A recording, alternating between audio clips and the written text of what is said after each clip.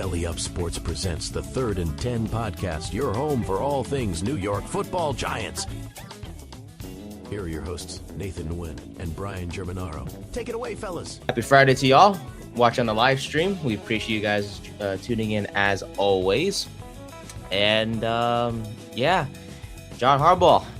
Just another day, another realization that he is the head coach of the New York Football Giants. I still can't believe it sometimes. Yeah, honestly. No, it's not gonna feel real till like it's a preseason game or you're seeing him at camp. Like, the press conference was awesome. Seeing him hold the Giants helmet was so cool, but like it won't set in until like camp comes around and we see him walking with everyone, or maybe see him on draft night in the war room with everybody. Mm-hmm. Yeah, I'm super excited. Just honestly for the draft and for his first game as head coach in the preseason, and then of course when the regular season starts. I'm just looking forward to all those things, and we're going to be talking a lot about Harbaugh today because our last episode was recorded on Monday and his press conference was on Tuesday, so we'll kind of break down our takeaways from the press conference. And since our last episode, quite a few moves have been made by him, so we'll discuss all of that, including the coaches that will be retained by him from the previous staff the Giants had before he took over as head coach. We'll give our predictions for the conference championship round. And then finally, we'll end the show with some baseball talk as the New York Mets made quite a few moves over these past few days as well. So we'll break it all down here. I will say, though, before we get to the Harbaugh and conference championships and all those things, I do want to call out the Buffalo Bills. So as of today, it was revealed that they will be interviewing Phillip Rivers for the head coaching job, which is a bit of an interesting one, to say the least. Yeah. Because there was all this talk from Rivers, I should say, that, once he finished playing this year, he's going to be done, go back to his family, coach his kids again. But kind of an interesting route that an NFL team in the first place is considering him to be the head coach. Because he's been a candidate, or he's a candidate now. Brian Daboll is a candidate, and as we know, Daboll was the OC for a few years with Josh Allen before he came to us as the head coach. Buffalo's a mess, is what it is. Yeah. Oh no, and you made a great transition because I want to talk about the mess going on over there. The way they've been handling the Keon Coleman situation. Oh my God, this is malpractice. It's messed up. It's messed up, to say the least. Like, I get it. Talking about a second-year guy not performing to his standards. I get it. Was benched multiple times this year for immaturity issues and whatever the case may be. But if you're the owner, right, and you go up there during the press conference with Brendan Bean, the GM, or the now GM and president of football operations, since he got elevated, I guess, from his previous role, and to be like, we didn't pick Coleman, that was all the coaching staff. It's so stupid. It's the stupidest thing in the world. Like, dog, come on. It just creates a bunch of questions. Like, one, okay, so when the next head coach comes in and he doesn't, and something happens where the coach drafts or coach wants a particular player and that doesn't work out, you're going to just blame the coach all the time? And two, if you're Brendan Bean, internally you're like, why would you, like, first you would ask the owner, why would you say that? And two, it makes you wonder how many picks were McDermott's decision or McDermott's choice, and how many picks were Brendan Bean's choice? Like, was Brendan Bean really making the final decision on these draft picks, or was McDermott really making these decisions and Bean was just like, okay, like, whatever you want to do, I guess. It just it creates a bunch of question marks, and it's just more important. Think about it from Keon Coleman's standpoint. Why would he want to go back to the Bills? And we all kind of figured that Coleman was not going to be a Bill next year. The Bills have no leverage to even attempt to get value back for this player because the Bills have already said, we hate this. This guy sucks. We hate him. So if you're like a team that like thought about trading for him, taking the shot, maybe it's change your scenery. Why would you do that now? He's like, all right, you guys don't like him. We have all the power in the situation. You guys are basically just going to cut him because he's not playing for you next year. You ruined any shot you had of getting even a 4th or 5th round pick back for him. I know it's not much, but just something. Yeah. They're ruining their chances of trading him, like you said, just because of all the negative things they're saying. And it just sucks. He's a young man. He's still 22 years old. Like, he has plenty of room to grow, as a person and as a football player. I just, and he doesn't really deserve any of this because he hasn't done anything bad per se. Yeah. But rather, he's just more immature is what it is. It's just, that's all there is to it. I just noticed I'm wearing like all green today. Like, it's like a green monster or something. No reference to the Red Sox left field wall, but I digress. But anyways, yeah, it's just Buffalo, not the best situation right now. And we shouldn't assume that a apology is coming. No. Owner or and even Brandon, if they do an apology, it still means nothing. He still has no value. And if you're Keon Coleman, it's like, all right, yeah, you guys are just saying this to stay face. F you. I don't want to play with you guys anymore. Yeah, the damage has already been done, and I wouldn't be surprised if, a trade occurs this offseason where Coleman's gone. It's a cut, is what they're gonna do. They can't trade him. There is no trade for him. Hopefully, the team takes a chance on him because he is a sort of talent. He has shown some flashes of talent when he has played, here and there, but just not enough in Buffalo. And hopefully, a team takes a chance on him, whether that means picking him up after he's released or in the low possibility of him being traded that route as well. So. But yeah, good job, Buffalo. Way to go. Thankfully, the Giants don't have that mess, that type of mess over here in this organization. And John Harbaugh will make sure nothing like that happens. He's won all of our hearts already, right? I mean, the moment he was announced as head coach, we were all excited. And, from his first press conference, I watched the whole entire thing. I was smiling because he made so many references to whether his family, to his wife, his father to be exact, or just being, we are the New York Football Giants. Yeah, that was nice. So that. We dropped that. There was this guy knows the history of this organization. He said it. He goes, this was always like a dream job for me. It was like this, like there's a lot of respect for this organization. Yeah, because he knows how important the Giants are to pro football, because back in the day there were when the NFL first started there were 6 teams in Ohio, and then you had the New York Giants, right? And then that's when the leagues expanded from there. So January 20th 2026 will be a date we'll always remember, not because our last episode dropped on that same day, but also that's when John Harbaugh officially became the 21st head coach in franchise history for the New York Football Giants. And for those who don't know, or have been living under a rock, or for the first time hearing about Harbaugh, here's all you need to know. He has the 4th most wins in NFL history. He led the Ravens to 12 playoff berths in 18 seasons, 6 division titles, and 4 AFC Championship game appearances, and of course, winning Super Bowl 47 in 2013 with the Ravens as they beat the Niners in that one, 37-34. So has quite the resume for sure. And if you guys had doubt at all, you shouldn't when it comes to the players, because they are committed to this hire. They love the hire. We saw many players from the Giants, both past and present, most importantly, at the press conference as well. We had guys like Greg Van Roten, James Hudson, bit of a shocker, because he's a bit of a crazy guy, for those who don't know.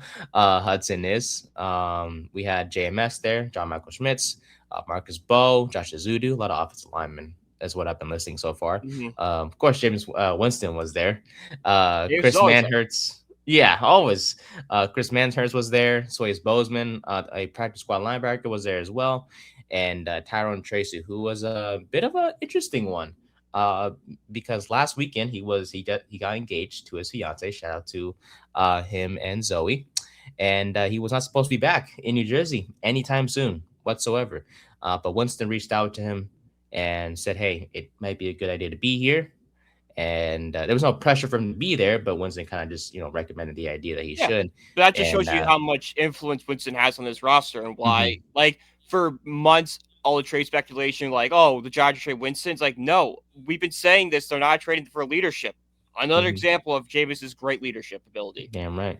And I want to give a shout out to Tracy's fiance Zoe just for knowing how important it is to be there for his team. And so when Winston reached out to Tracy, he booked the flight and came back in time.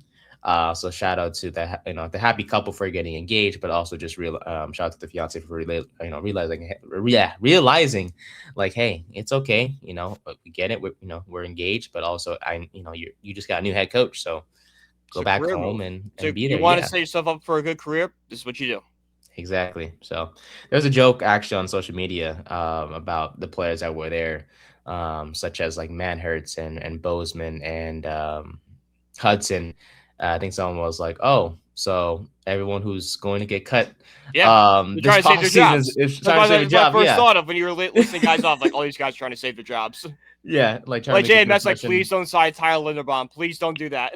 Don't do that because either I'm gonna be a backup or you're gonna make me switch positions, and I may not want to do either. But in all seriousness, I know JMS will more than likely be part of the roster. Um, Yeah. Whether that means switching positions to a guard or being a backup center, not like he's been crazy good anyways.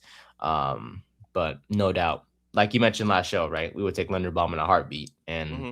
just insert him right in the center, starting the center, and let him be because he's been really good for Baltimore ever since he was drafted by them. But Harbaugh mentioned to start his press conference, really, hooked me in. The moment he said this, he said, quote, "They say New York's a different kind of place." I would say that's probably true. And it really is. You talk about just how, critical the media is on a daily basis when it comes to all sports, not just football, to just, they expect championships here. Right, Yeah. championships in New York, I should say. Not me saying here like I live in New York, I live in California. Gosh darn it! But y'all get what I meant.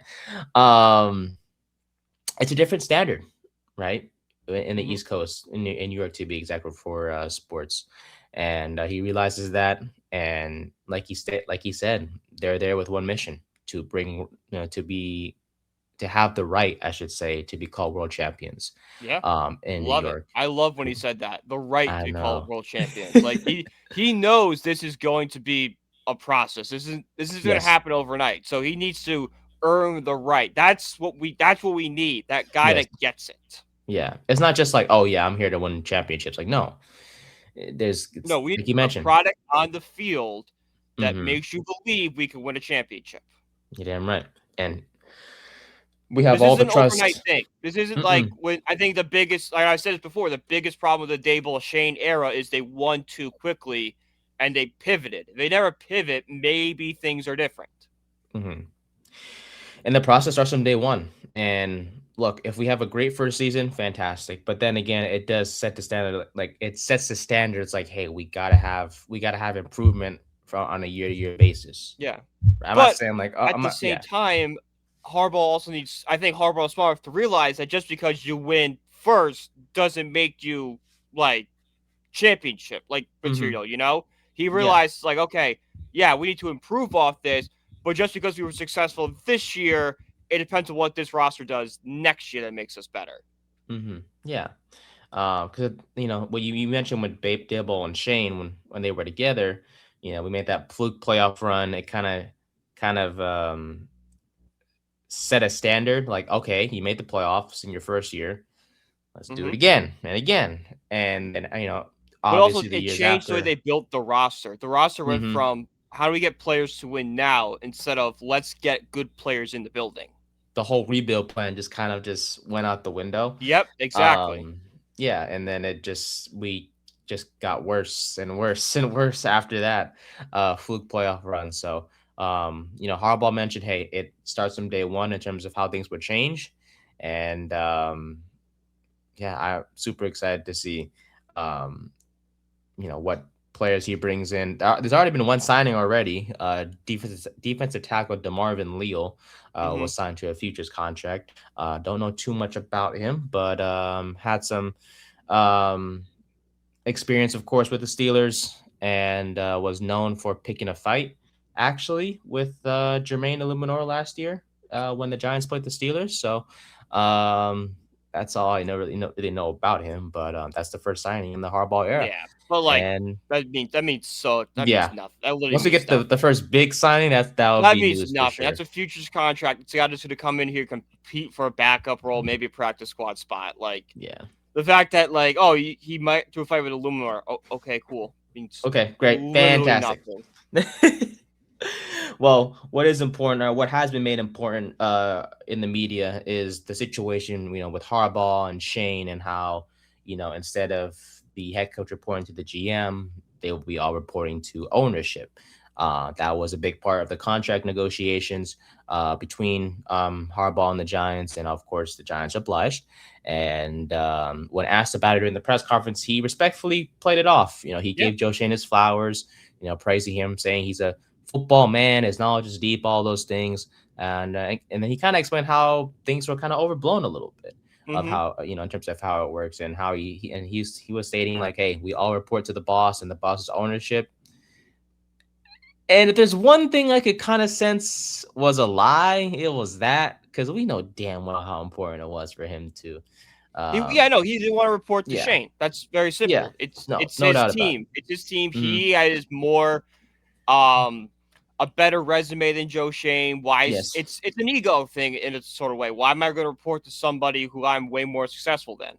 That's Hmm. what it is. Yeah, and look, at the end of the day, we know they're going to work together, right? Yeah. But Harbaugh will more than likely have the final say in terms of decisions between the two, and then of course they're going to run it by Mara Hmm. and Tish to But Shane has already said, like, Shane's proven he's okay listening to other people's voices. That's why Jackson Mhm. Dart's here. He was Yes, fine with, like, all right, Dable, that's your guy. All right, let's roll yeah, with it. yeah. So it's nothing new for Shane, No. right? But at the same Hmm. time, like, there's going to be a bigger, the head coach will have a bigger influence slash Yes. bigger say in everything, and if Joe, he's smart enough to let things be, because Hmm. if he had a problem with it, he wouldn't be the GM right now. I tell you that. Yeah. Um, Very simple. If you had a yeah, problem damn with right. it, they would 100% fired him. Like, Yes, sir. John Mayer was missing chemo treatments to go on meetings with John Harbaugh. Harbaugh was a giant no matter what. Hmm. I will say Joe Shane did look a little nervous during the press, like when he was first talking, because Yeah, but he that could be a bunch of different things. Like I yeah, don't I just attest I don't test at all to like, oh my god, I'm gonna lose my job. That could just be like, oh, like jitters, bringing in a first coach, maybe just had a bad day and like, oh my god, all these people are here. Be 1,000 of the reasons why he looked a little nervous. yeah, I don't You know. could It have like just you could have like when you start talking, like I've done this before. You get like a tickle in your throat. You're like, oh my god. So like then your voice kind of gets shaky. yeah, yeah. I don't know. I mean, there's obviously a valid reason for it. It was just super weird, because he just looked like out of breath. He was just, I don't know, because he's obviously done so many press conferences before, and for this one to seem different from everyone, it's not crazy important, but I just noticed, I was just like, I hope he's good. Is he nervous? Is he scared? I don't know what the case may be, but Like I don't want to say he wasn't like, oh my god, this guy's gonna take my job. I'm so scared to introduce him. No, that is not the reason. It's just like it was probably something so like stupid, like something like oh yeah, my god, I tickle in my throat. probably, yeah. But hey,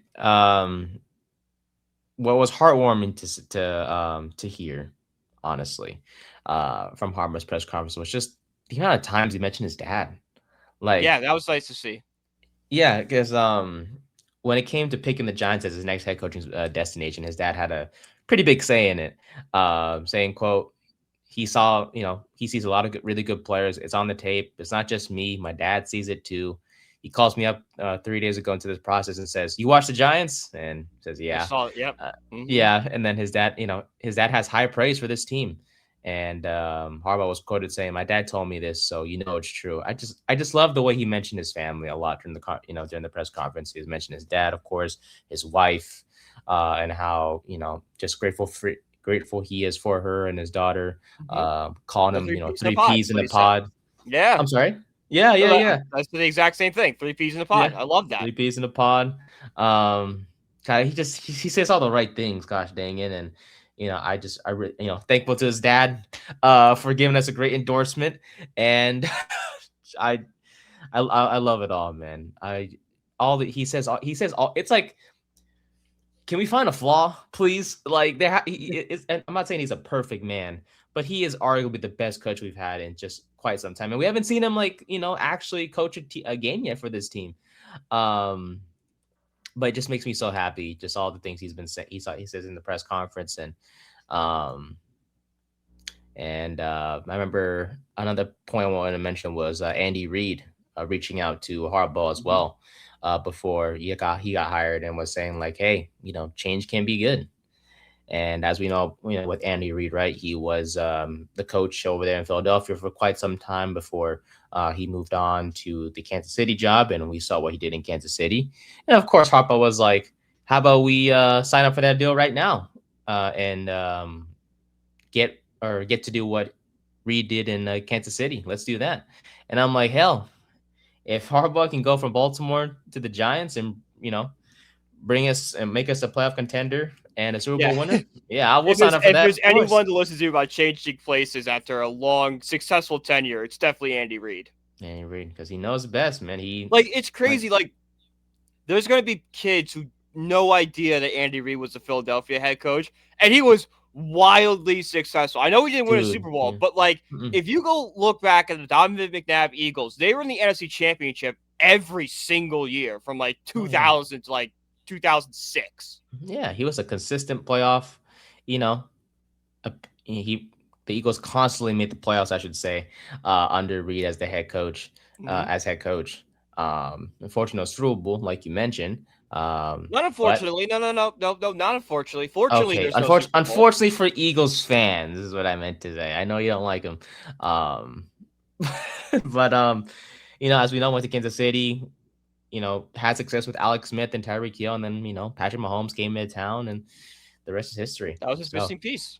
yeah, and Harbaugh gets to go from one quarterback in Lamar Jackson, of course, a yearly MVP candidate when healthy, to a very young, hopefully MVP candidate in the Hopefully, future in MVP Jackson Dart, candidate. Yeah. who is I also mean, up take for that. Just I don't care if he wins MVPs or not. Give me to the playoffs. Play well me the enough to get me to playoffs. the playoff. If Jackson Dart is just a better version, of a more mobile version of Dak Prescott, I would sign up for that right now because I Take know that in that's a good enough. heartbeat. With the roster Giants are building, that's good enough to get us to where we need to go. You're damn right. God, I can't wait to if we make the playoffs next year. Oh my God, this show will go. I don't know how the show will go. I really Yeah, don't. it's weird. We're so Um, used to like reporting lose. There was one show last year where we didn't talk about the game. no, we did not. We set what the score was. We We gave our saw what quick the score thoughts and was, we and moved then on. just went off the rails. Like Yeah. we actually got to break down the games. Yeah, it's not fun, breaking down loss after loss. It's not the most fun thing in the world. It really isn't.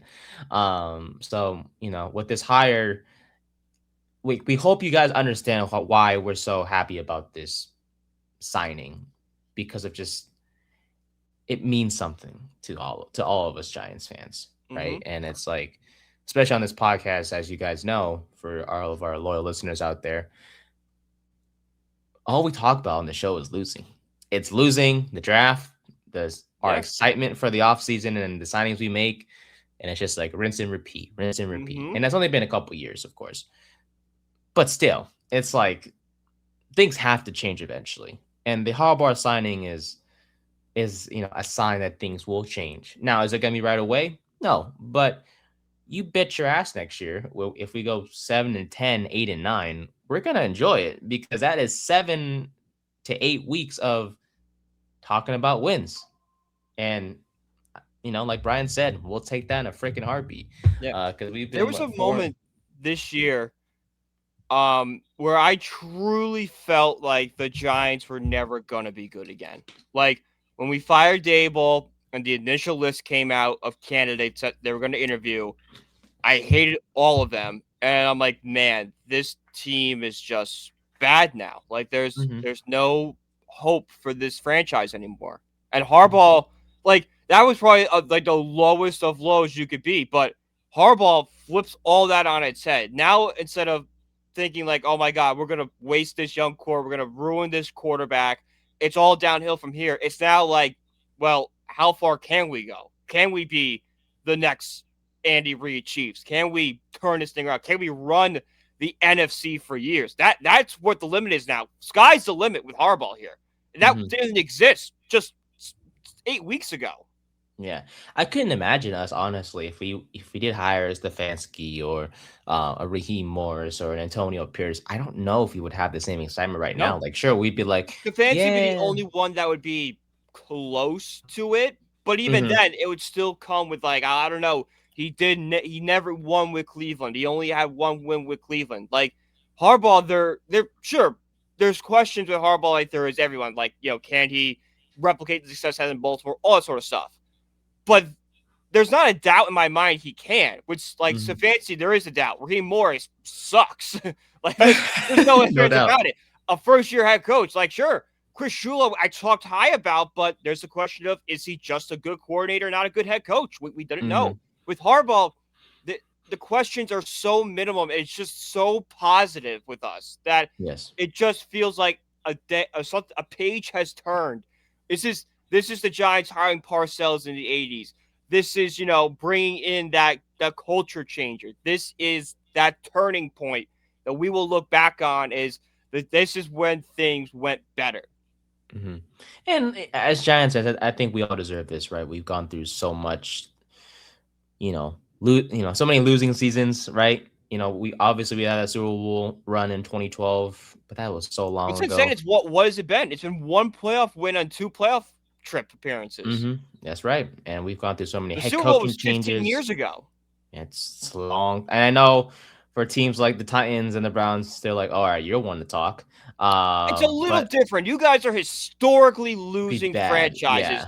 The Giants are always contenders. Besides the 60s and 70s, if you look at the history of the Giants, it's competing and winning championships. They're a historic franchise. So the fact there was a 15-year period where the Giants were only able to muster 2 playoff appearances, 2 winning seasons.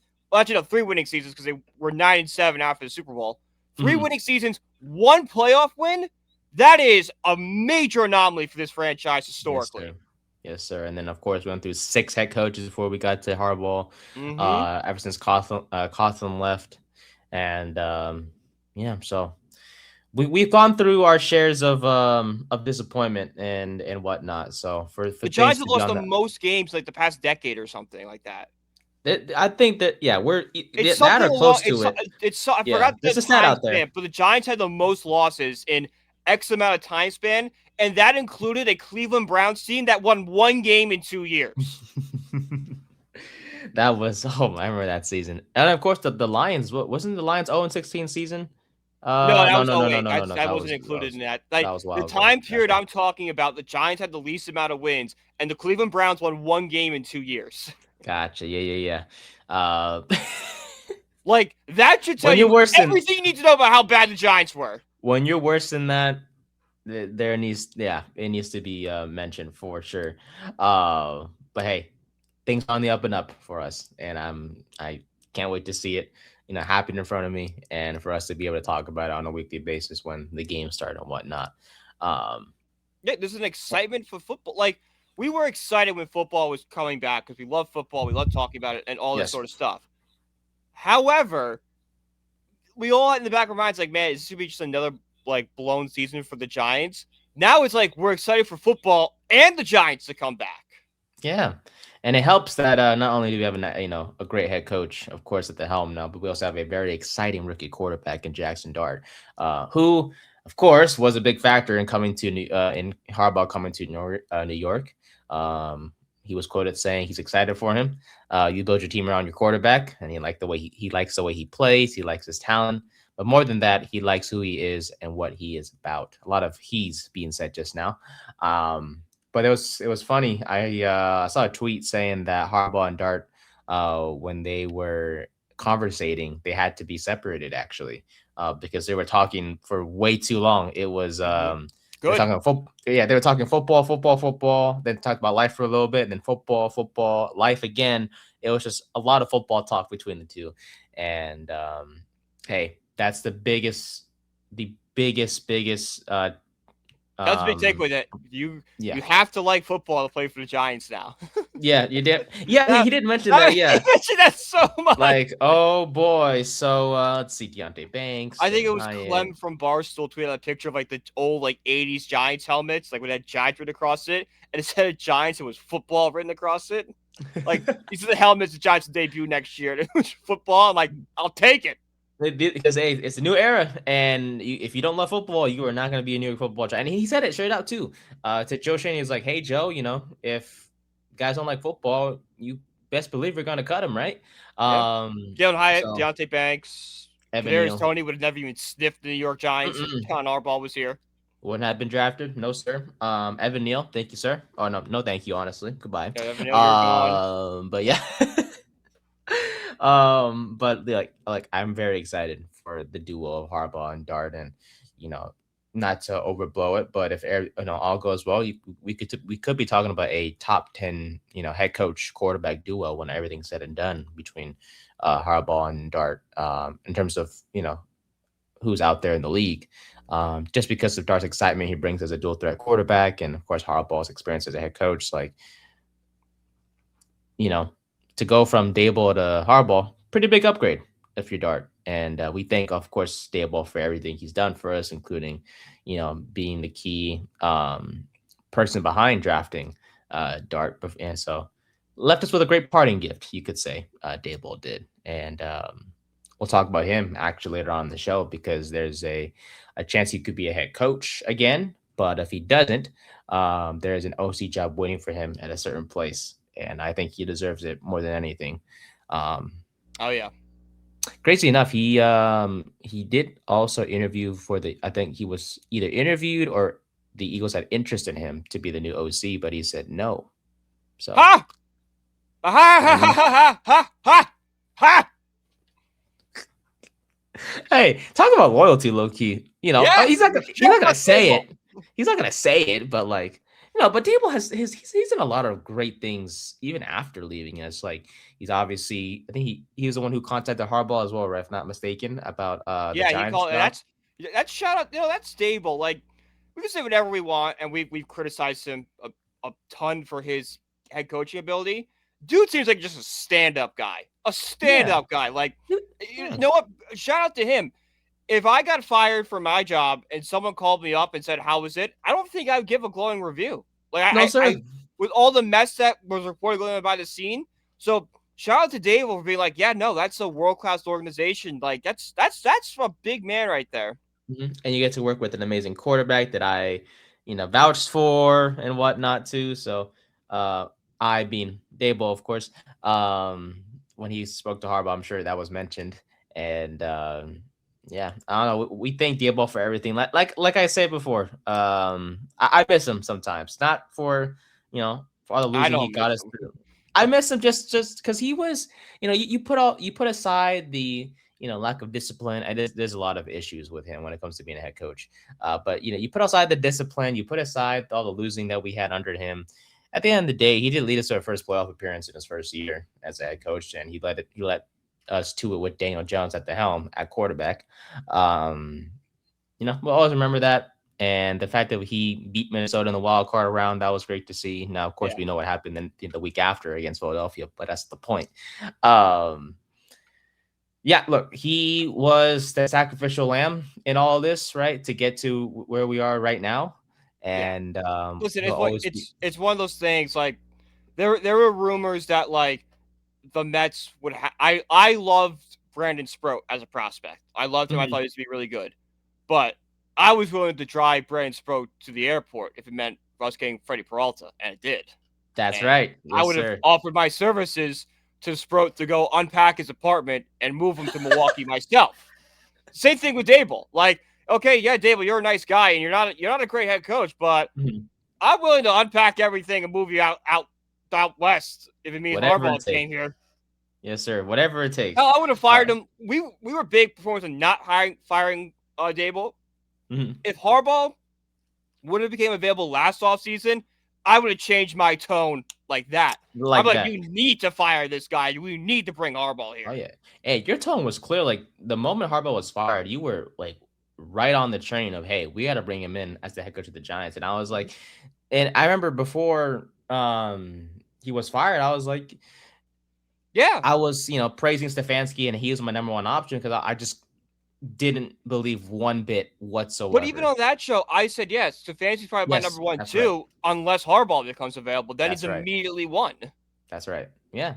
Because I just couldn't believe there was any world in which he would be fired, because he was a consistent winner in Baltimore. I get it. They didn't make the postseason this year, but at the same time, they were a field goal kick away from, doing so. So, even then, like if they make the field goal, let's say, and then they take the Steelers spot and they play Houston and Houston boat races them, I think there's a shot he's still fired. Because we said the same thing about Tomlin. Tomlin saved his job, and what happened? True. They mutually agreed to part ways. You don't believe that? No, they fired him. Nah, come on. They just can't say it because they're the Steelers, and they have this weird thing about firing coaches. Part of me feels like he really did step down, though. No, I think he was told to step. Do you believe Coughlin was told to step down? No, sir. It's the same situation. All right, then you got a point. Good point. And then again, because if the Steelers, like, instead of saying Tomlin stepped down or Tomlin admitting to step down, if they said he was fired, all the fans would just riot. Like, you're kidding me? You fired Mike Tomlin, and you're obviously they haven't hired a coach yet. It looks like I don't know who, but like the names they've been interviewing have been kind of weird too. I'm sorry, you said I don't know who they're bringing in, but like some of the names they're bringing in are kind of weird. Gotcha. Let me get pulled up. Actually, we'll talk about them shortly, because we're gonna be obviously be talking about the other head coaching positions that have been filled. Brian Flores is what I think who you're mentioning, right? Yeah, maybe Flores. That's not a weird. I would like Flores. I would like Flores to go get a job out there. Maybe could be a good option. But in regards to Harbaugh, hey, great press conference, and of course, the moment we knew he was going to be the head coach, changes were coming, and buddy, there are a lot of changes that occurred over these past few days. Yeah, we probably took Kevin Abrams and just kicked him out the door. The fact that he survived Gettleman is beyond me. Hey, he's been with the Giants for quite some time. 27 years with the team, to be exact. And he was the cap specialist under Gettleman. What happened when Gettleman left? Cap hell. The cap situation was the worst. The only reason the Giants' cap situation wasn't the worst in football is because New Orleans Saints exist. Dude, see what it just came to mind. The Saints the cap situation is The Saints are the biggest example of why the NFL salary cap and NFL money is fake. Because every year they're $68 million over, and every single year they figure out a way to come up with cap space. Well, this year the Chiefs are the Saints. I bet you $5 by the time free agency comes around, they're going to clear up like $10 million. Oh, you know it. $10 million in cap space somehow. You know it. NFL finance is just make-believe money. It's monopoly dollars. We're playing with monopoly dollars here.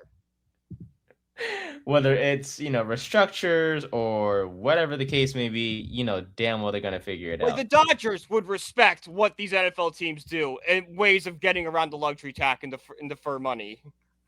To be exact, they're negative 55. They're negative 55 million in cap space. Some sort of like restructure where he'll turn his salary into a signing bonus and that saves X amount of dollars. He's like, what are we talking about here?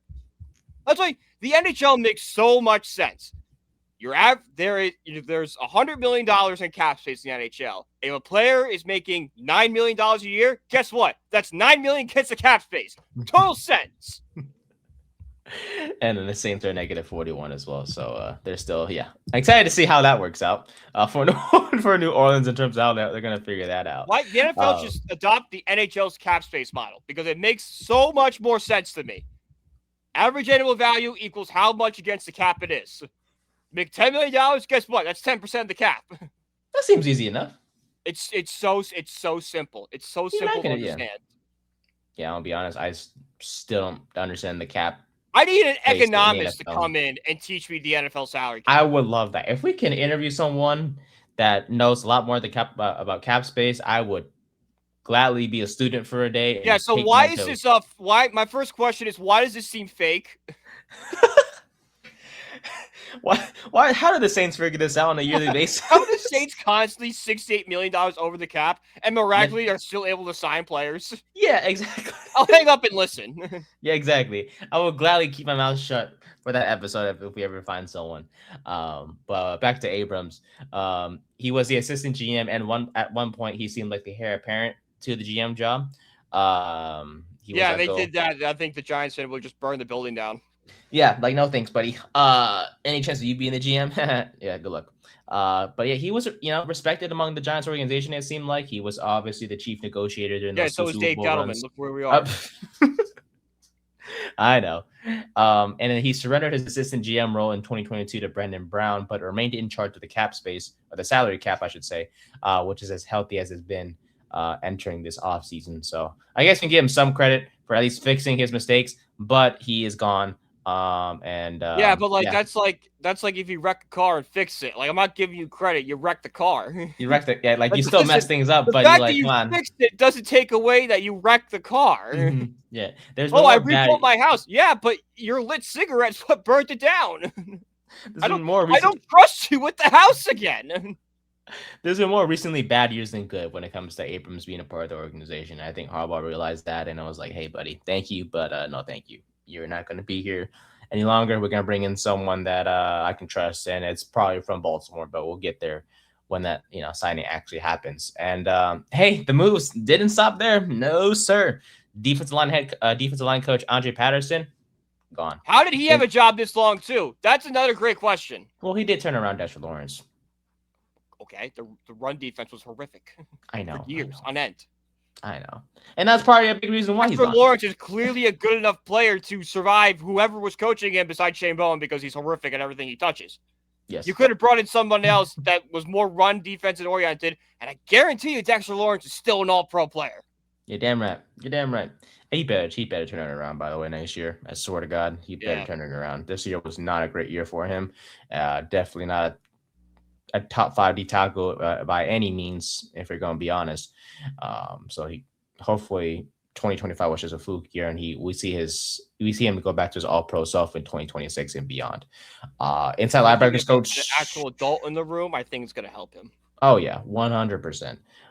Inside linebackers coach John Egowugu, gone. Secondary coach / passing games coordinator Marquand Manuel, gone. And cornerbacks coach Jeff Burris, also gone. Unfortunately as well, everyone on the offensive staff except for Tim Kelly, the tight ends coach, will be kept. And this will also be the same for outside linebackers coach Charlie Bullen, which means Carmen Brasillo time in New York is over. But you know what? They even talked about, which is funny, in the interview, they asked him straight up, is Brasillo coming back? And he's like, we're going to evaluate tomorrow. Yes. Look, we love Brasillo on this podcast. He did amazing things for this offensive line. But I love what John Harbaugh is way more than I love Carmen Brasillo. So I'm going to trust him that he's going to come up with something to make this line, someone that's going to make this line even better. Yeah. And Linderbaum would help that a lot, because he seems to be the number one target for the Giants right now. Oh, yeah. That's what all the rumors are saying. And you know what, Brasillo? I appreciate you. Thank you for bringing us out of the depths of crap offensive line play. His contributions will not be forgotten. Nope. But hey, if Harbaugh doesn't want to bring you back, I trust the process. And you know what? Just like Dable, I wish him nothing but the best. And I hope maybe you go follow Dable to Buffalo or Tennessee. Yeah, go fun at Buffalo. Yeah, or Tennessee. and Yeah. I just freaking spoiled it because Dable is expected to land in Tennessee if he does not land the job in Buffalo. Because we were going to talk Well, he about has to work for reports. Cam Ward then, the other quarterback he almost worked I with know, the going Giants. from one young quarterback to the next, right? Like, hey, Mhm. at least it wasn't Jalen Hurts. Shout again, loyalty, Dable. I love you Yep. for that. Oh, Eagles, please, because the two guys I was worried about seem to be off the board. Dable and McDaniels are gone. That's right. Now who's left? Who are they gonna bring in? Because I know it's gonna suck. Yeah, they've been interviewing a few a few no name, and I say this respectfully, no name candidates for the OC job.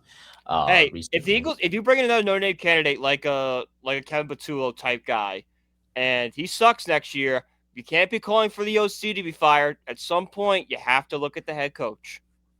True. Because who's the guy bringing in all these players? I do think Sirianni, though, he does need to take a bigger role in terms of offensive play calling. I think there has to be what he's famous for. I don't even know. He's an offensive minded coach from his days in. But that should tell you all you need to know about the Eagles. The fact that I don't know what he does. I don't know if he's an offensive or defensive minded guy because I don't think he does anything.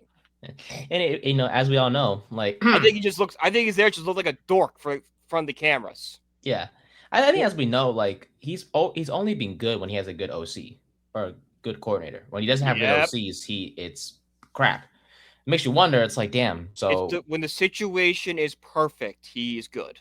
Yeah, just like Jalen Hurts. When you have a fantastic run game and a fantastic defense, then you win a Super Bowl. But when one of those things aren't there, you're not a top 5 quarterback. As much as Jared does not want to agree with me in regards to that. But I'm sorry, but he did not play he's biased for the Eagles. That's fine. He did not play like a top 5 quarterback in 2025. I think most of us can agree with that. Let's be honest. Real quick. Also, Ronnie Barnes, the head athletic trainer. Yes. He's staying with the team, but he's not going to be the trainer anymore, right? Yeah. Apparently, Yes, because he always wanted to transition to an oversight role in recent years, and of course, the hire of Harbaugh seemed to help him with that. Because he's been the head athletic trainer since 1981. So he joined the Giants in 1976. What's with the Giants and holding on to his athletic trainers? Remember the Super Bowl picture? John Johnson. Yeah, hey, Giants athletic trainers since 1941. Like. They didn't know about ACLs in 1941. What the hell? The sideline in 2006. All these new technological things that help out with injuries and stuff did not exist back. That guy is still saying rub dirt in it. Dude, we play on AstroTurf. It's not gonna help. Rubbing turf on your wounds or whatnot. And but Harbaugh is expected to bring in a head trainer with ties to the Ravens. And so that's all the moves that have been made so far by Harbaugh ever since taking over as head coach. And the Browns, one more thing. Browns interviewed for the second time with offensive coordinator Todd Monken for the head coaching job. But if he does not get the job, all signs point to him coming to New York as the offensive coordinator for us. So excited to hopefully get the official announcement maybe this weekend or maybe early next week. Who knows in regards to Monken being the OC. But as me and Brian mentioned on multiple occasions in previous episodes, we are very excited for Monken to be the OC. I think he will definitely bring a positive impact to this offense, whether it's, more improvement in the run game, which is scary considering we were 4th in rushing offense last year, to helping the growth of Jackson Dart continue. And we saw from his rookie season what Dart could do. So imagine with Monken as the OC now instead of, and I say this politely, Mike Kafka, definitely better things are coming for Jackson Dart. But in terms of head coaching jobs across the league, we talked about the Titans with Saleh, joining them as a head coach. I really love that move for them. For Tennessee. Solid. I'm not going to judge anything he did with the Jets because it kind of turns out that his tenure with the Jets was a circus, not surprisingly. Yeah. So gets a second chance to turn things around. Tennessee's ownership is not much better than the Jets, but maybe not having your GMs, maybe not having your owner's kids stopping a trade because his Madden rating is low. Yeah, maybe has a say in it, right? Yeah. Yeah. It's funny how the two New York rejects have a chance to work together in Salah and Dable in Mm-hmm. Tennessee. Maybe If Aaron Dable Glenn works. can go down there next year when he's probably fired. I don't know about all that. I like Glenn. I think I for his know. career, I see it now. Aaron Glenn's gonna have another below average season. The Jets are gonna fire him. They're gonna trade the farm from Mike Tomlin, and then that's what they're gonna think to get them over the top. But in reality, it's just get a freaking quarterback because they haven't had a quarterback in years. Mark And Sanchez was their best quarterback since Joe Namath. That should tell you all you need to know about the Jets. all you need to know about the Jets. And they can't draft one now unless they want to reach for Carson Beck.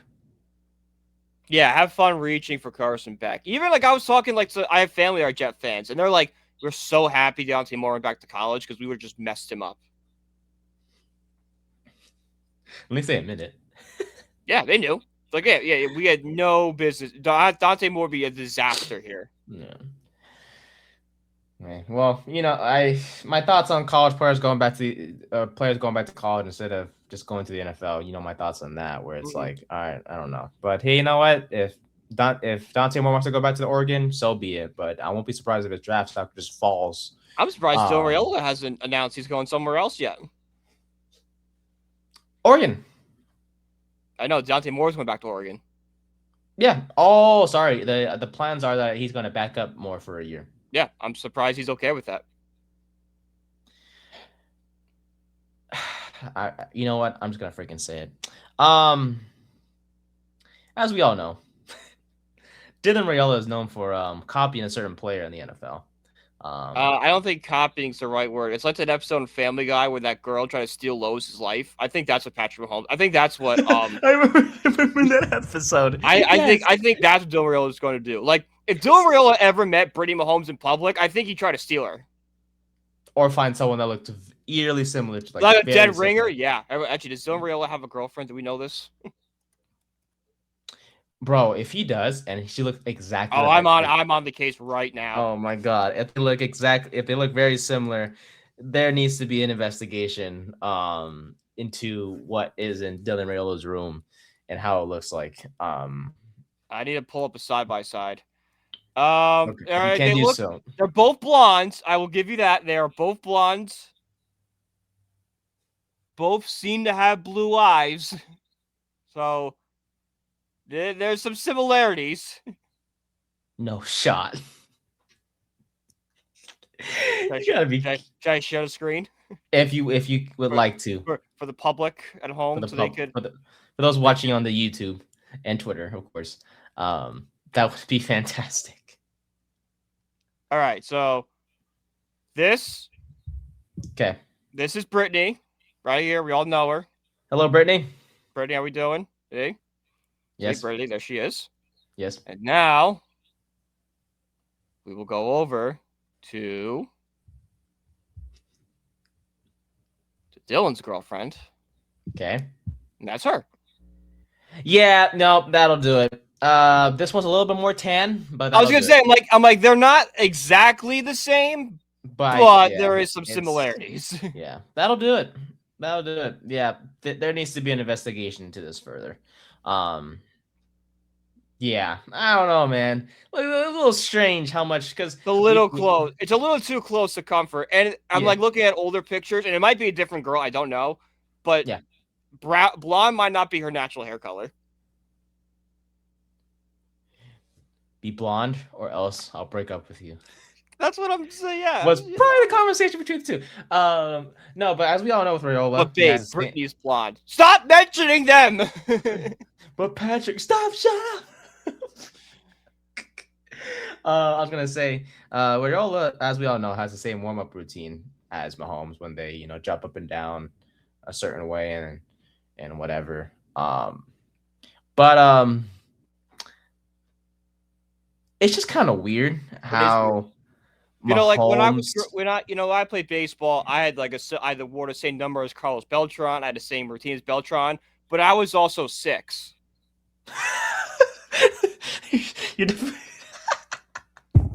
I like how you're defending yourself. Like, I did the same thing too, but I was just a kid. Yeah, I was 6 years old. I wasn't in college. You know, I'm not. I know. At least you're not Dylan Raiola, who's 20. He's 20 years old. Yeah. You know, that's a grown man status, a little bit low key. But what's funny enough is that I think, if I'm not mistaken, Mahomes. Oh, here's what it was. Oregon beat Texas Tech in the college football playoff round 1. Yes. Right. Is it round 1? No, 2. Round 2. Thank you. And because they Mahomes, played JMU in round 1. Oregon played JMU. Thank you. And Texas Tech, as we all know, is where Mahomes went to college. And for those who may have missed it, Mahomes had to wear Oregon gear as part of a bet with a teammate since Texas Tech lost.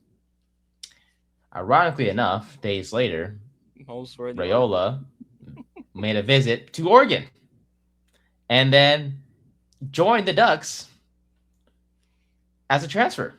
This one, I think, is more just a really bad coincidence for Raiola, but the fact that happened and all the other data and all the other evidence, it just does not look good for him at all. And you think that's the end, right? No, I'm sure there's something else. No, there is. As we know, Mahomes is unfortunately injured at this point in time. He did get surgery successfully. Raiola tear his ACL and condolence in solidarity with his brother. Well, I mean, it's a similar situation because, as we know, Mahomes is expected to miss time. He may not play until October, November at the latest. I would say by Thanksgiving he'll be back. Mm-hmm. With more coming back, so we know Mahomes isn't going to play. Raiola is also not going to play with more back at quarterback. Yeah. Don't you think, and like you mentioned, Raiola should be thinking about going somewhere else. There has been no news or anything in regards to that happening. Yeah. So it's kind of weird how you won. Mahomes not playing, so he's not playing. He's not playing. You know, and the college football season does end, or the regular season ends around Thanksgiving. Yeah, the regular season ends around Thanksgiving. So conference championship the next weekend. Yeah, kind of weird. I don't know, man. It's just I don't know. I think an investigation needs to be looked into in terms of how Raiola's room looks like and the things that are found on his phone. But I digress. Forget the other files we're trying to find. Give me the Raiola files. Dun dun dun dun dun. Law and Order, Raiola edition. But anyways, thanks for taking a detour with me, folks, in regards to that. Raiola's thank God. He's an odd duck.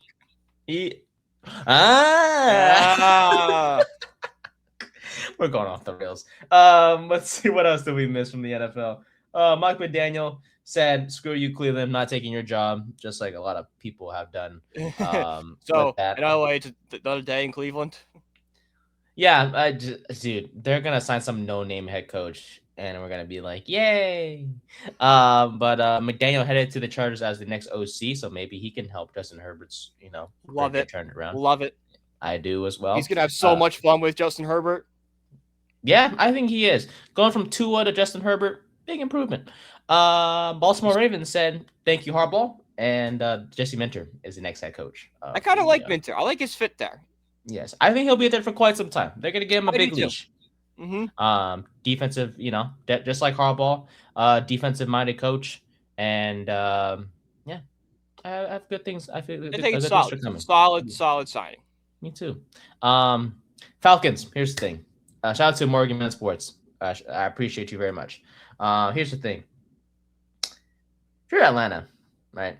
And then, so we know Kevin Stefanski, head coach, great, good hire. I like it. Sure. Yeah. I don't think it's going to take him places, but good for them. Let me ask you, Brian, what was the problem in Cleveland last year? Was it offense or defense?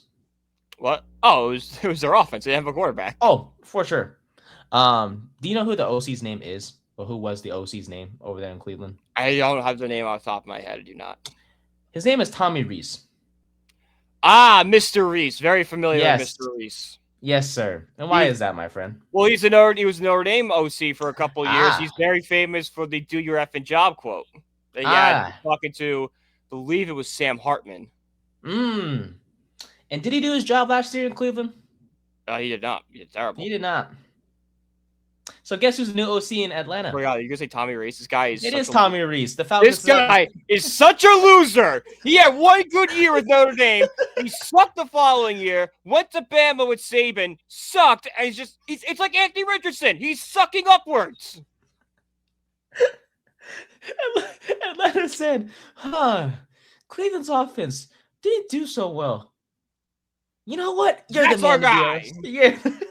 Granted, all right, to be fair to Tommy Reese, he did have to work with I know. the corpse of Joe Flacco, Dylan Gabriel, and Shadur Sanders. Like, he didn't have much to work with there.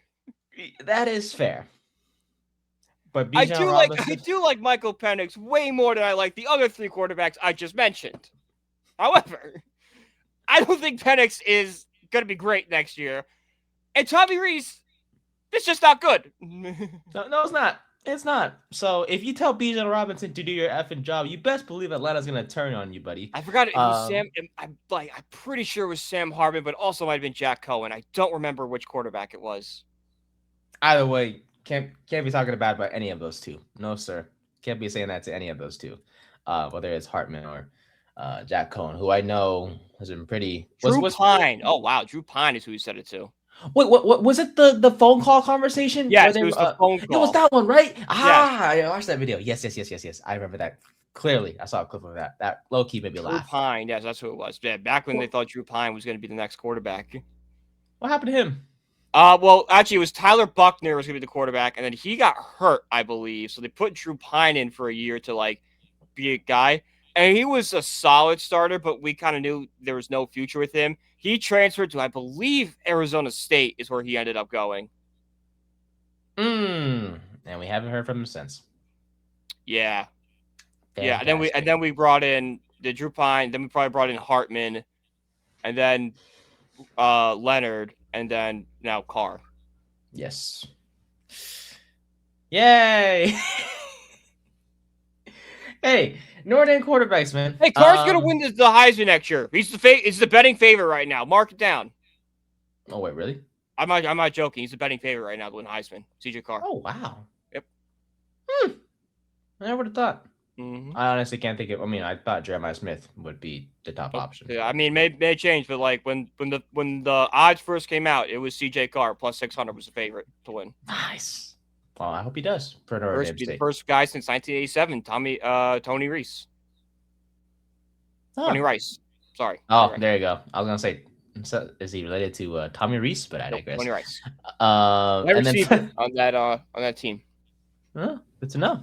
Mm-hmm. And last but not least, the Chiefs said, "Hey, why not go back to old times?" And they are hiring former Bears running back coach Eric Bieniemy to be their OC again. So happy times in Kansas City. Well, it worked for them before. Might as well try again. Well, I'll try it again. Don't know why let him go in the first place because he thought Matt Nagy was the answer. Sure. Well, I think Bieniemy. Remember, he was the favorite to be head coach for years. Never got an opportunity. That's so right. I think he thought maybe going somewhere else would give him that opportunity. It didn't, and now he's back to where it all started. Oh, I remember why Bieniemy. We went back to college. I remember that. He was at UCLA for a while, I believe. Yeah, and well, we know how that turned out. Kaput. Nico. Yes, yeah, I'm a leaver. He's going back to college, right? Is that? Yeah. Thank God, because he ain't gonna be. Talk about guys that have no future in the NFL. If we don't think Diego Pavia's got a future in the NFL, no shot that Nico does. Wasn't Nico the one in the plane with Dabo Sweeney? Was it? No. Was it that? No. Who was that quarterback that was on the plane with Dabo Sweeney? And he was like, "That's where you're gonna play for the next 4 years." Wow, who was that one? Dang it! I don't know. I don't know the story. You don't know that one? No, I don't know that. Tell you what, if you remind me next week, I'll find the name. Because I don't want to go too much overtime. Because we haven't covered the conference championships yet. Because the final 4 teams that are still alive in the NFL playoffs will be battling for a spot in the Super Bowl. It's either win or you're going home, as we all know. And it's we have the AFC championship between the Patriots and the Broncos. That will be first up on Sunday. Patriots are going to win that game easily. You really don't believe in Jarrett Stidham? No, I don't, because Jarrett Stidham was a Patriot for like 3 years with McDaniels as OC. They know what he's going to do. I know your doubts. I do. I just want to provide a little good, If you bring up Nick Foles, I'm going to scream. No, I won't. I promise you I will not. But I will say this. I understand that Jarrett Stidham will be making his 5th career start. I understand this will be his first in 2023. I get that. It's been 2.5 years since he last started a game. I understand. I rest my case. I understand. And the Patriots do have a 60% winning probability according to ESPN, which is going downhill. Let's be honest. Oh, yeah. Oh, yeah. By the way, shout out to Amazon and NBC's NBA coverage this year has been outstanding. Okay. The Patriots are 0-4 all-time in playoff games at Mile High Stadium. Field, right? To be exact. When was the last time they played a game at Mile High Stadium playoff game? Because I think I know it. I believe it was 20. If my memory serves me right, it was 2016, right before Super Bowl 50. It was playoff game wise. Oh, crap. Yeah. Trying to pull it up on. You said 0-4 playoff games at Mile High, right? 2016. 2018. 2016. They lost. Yes. The Patriots lost, I think, 20-18 to Peyton Manning and the Broncos. Yeah, that was 10 years ago. If I was to provide any, these are two completely different ball clubs now. I know, but you never know. Plus, Denver has an amazing defense. Defense wins championships at the end of the day. Yeah, but Drake Mays played 2 top 5 defenses in this postseason. I know. He beat Houston, and Chargers was pretty good too. He did fine against them. But it's the turnovers that scares me when it comes to the Patriots offense. Right. They've committed but even with the turnovers, 2 better offenses with the Chargers and the Texans. Well, the Texans offense probably at an equal level. Still, he was able to commit all these turnovers, and neither side was able to capitalize. Why should I be concerned that Jarrett Stidham is going to capitalize on these turnovers? If the Broncos are going to win this game, it's because of their defense, and Stidham does not go. Like he does enough. Like just manage the game. That's all you got. Be a Brock Osweiler. God dang it. Be a Peyton Manning in the Super Bowl. You don't gotta do anything. You just gotta trust your defense and trust the run game. And Denver's run game is a bit questionable. Against a great Patriots run defense that allowed 5 guys this year to have 100+ rushing yards in the game. Yes. Yeah. I tell you what. I think the Patriots will win. I think they will. It will be closer than we think. That's okay. All I'll give you that. All right. What about you, buddy? Any other thoughts other than? No, I think this is just like the appetizer before the main event. I really think if you had to do something on Sunday, which if you live in the Northeast, you're not, because you can get buried with 16 inches of snow. But if you had to skip a game, this is the one to do it. This is the one to skip. Because you got Rams, Seattle later on in the day, and pair of division rivals. This will be the 3rd time they'll be facing off this year. They split the series in the regular season. Both games were very close. And as we know, Seattle riding high. They had that 41-6 win over the Niners in the divisional round. And the Rams, they're coming off a big win themselves. This is gonna be a fun one. I think it's gonna be a shootout. I'm not gonna lie to you. I have a good feeling about this one. It depends on which Rams we get, because the Rams have not impressed me these past 2 weeks with the playoff. I think they've squeaked by. But if they could be the Rams we saw in that Thursday night game when they went to Seattle, then I have all confidence they could pull off an upset. But I'm still taking Seattle to win this game. Yes, sir. And for those Seahawks fans out there needing some more confidence that their team's going to win, I tell you, they are 3-0 all-time in NFC title games and 3-0 at home in conference championships. Lumen Field is going to be rocking, and I think Seattle fans will be, obviously both teams fans are excited for this one, but I think Seahawks fans should be feeling really confident about their chances in this one. Because look, hey, I get it. Matthew Stafford's MVP candidate, Devontae Adams, Puka Nacua, two of the best receivers in the NFL. No doubt about it. That defense is just something else. Exactly. Still, we saw Seattle's defense last week against SF, man. That they were incredible. And I think you factor in, Seattle's offense with Sam Darnold, who, as long as he doesn't have a Sam Darnold type of game, they're going to be okay. And you depend on Kenneth Walker to have if you can rely on him to have a game like he did, against SF, they're going to be in good shape. It sucks as that Charbonnet's not going to be there for Seattle because of that injury that he suffered last week, but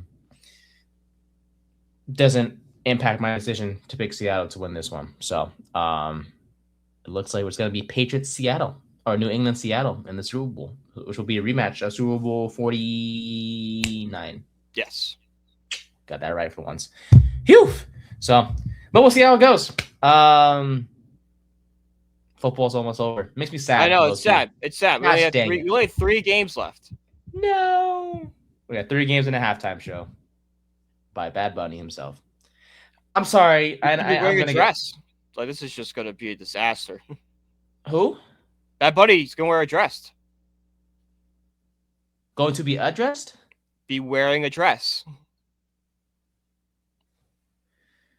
Oh boy. All right. I'm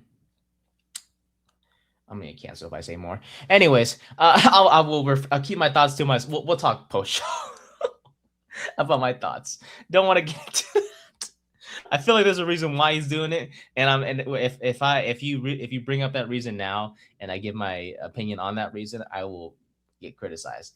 So let's talk about your Mets instead. Yes. What a week for you as a Mets fan, huh? Quite a few signings. Roller coaster. Signings, trades. So I'll let you take the floor for this one. What happened in Mets line over these past few days? So, Seranthony Dominguez just signed a 2-year deal with the White Sox. By the way, just a little breaking news there. All right.